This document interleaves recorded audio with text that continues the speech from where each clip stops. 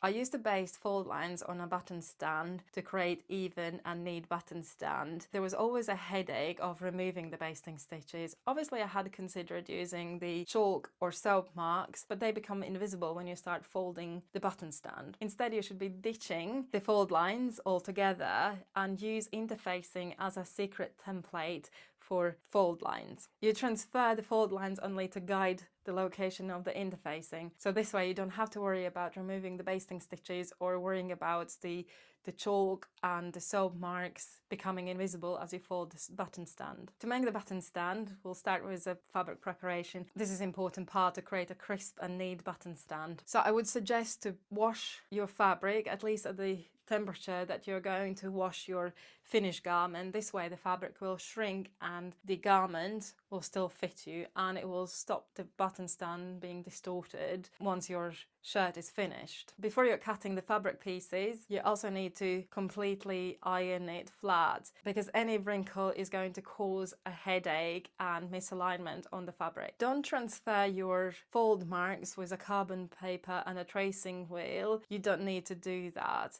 There's a quicker method of transferring the fold marks. Either mark the points at the hem or the neckline of your shirt and then connect them with a straight line using a long ruler, or measure from the edge of the fabric your width of the button stand to each of the fold lines. This will be quicker and neater. And I would also suggest to use chalk instead of the soap for the marking, because the soap will disappear when you are going to apply interfacing, while the chalk will stay permanent. The next step is to apply the interfacing, and there is a secret on how to cut the interfacing quicker. I first fold the interfacing to make it smaller and then cut the strip, which then can be the length that you want. This way you don't have to spend hours trying to measure the exact length of the interfacing. It is like straight strip that you need. You also need to cut it narrower than actual button stand, and that is a key, because once you're folding the button stand, the fabric will add extra width to your button stand and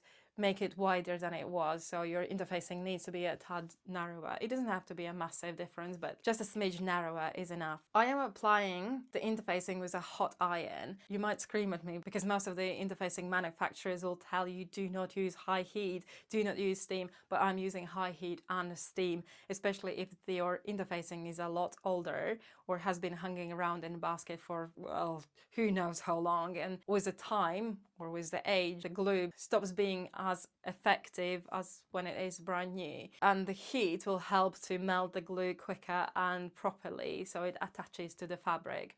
Well, arguably it's not as important to have the interfacing completely attached to the fabric, because you're going to add the buttonholes and the buttons later on that will keep your interfacing in place, but I find it's always easier that it stays permanently in place, especially when you're folding and it doesn't get skewed or moved around. Once interfacing is applied, it's so much easier now to fold the button stand using the interfacing as a template. With the button stand folded, we're on to the next stage of sewing it. Before sewing, make sure that you pin or clip the button stand in place so it doesn't move around when you're sewing it. And I would recommend using clips because the pins will leave the marks. For most of the natural fabrics, the pin marks will disappear as you're ironing, but there might be instances where if you're using a lot gentler fabric, that those pin marks will remain permanent, and using the clips you will not have any of those issues. I would suggest sewing the button stand from the right side. It might feel tempting to sew it from the wrong side because,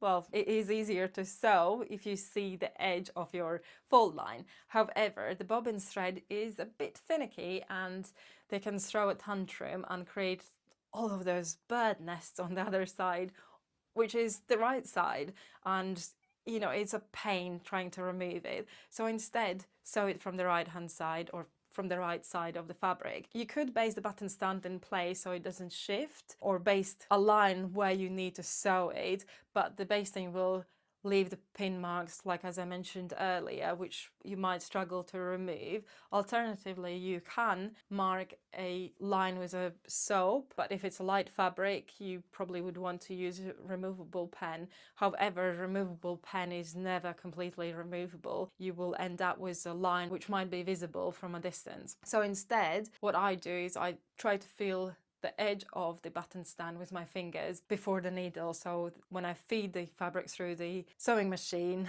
it will land just a smidge to the left of the needle. Once you have sewn the button stand, I would highly recommend to press it.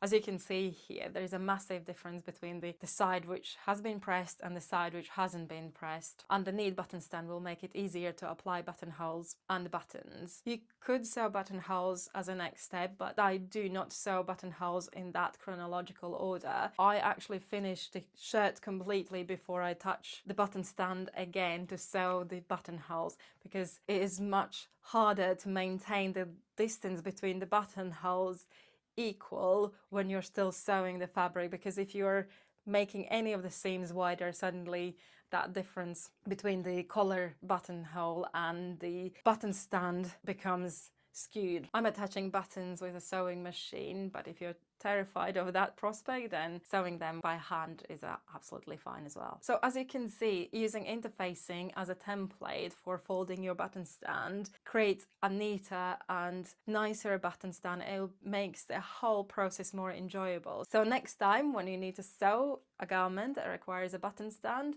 grab your interfacing, mark your button stand fold lines the way I showed you, and use the interfacing straight edge as a guide for where to fold the fabric. This way your project will come together quicker, neater, and you'll not have to worry about that your chalk marks are on the inside of the folds. Since I discovered this method, I'm actually not spending as much time sewing the button stands. It's not frustrating me that I need to measure it from the edge, and the whole experience becomes a lot more fun. If you would like to sew a shirt, you might find this shirt pattern tutorial insightful.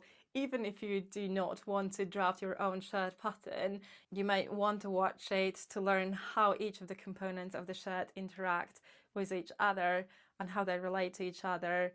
And this way you might find that you become a better seamstress or a tailor.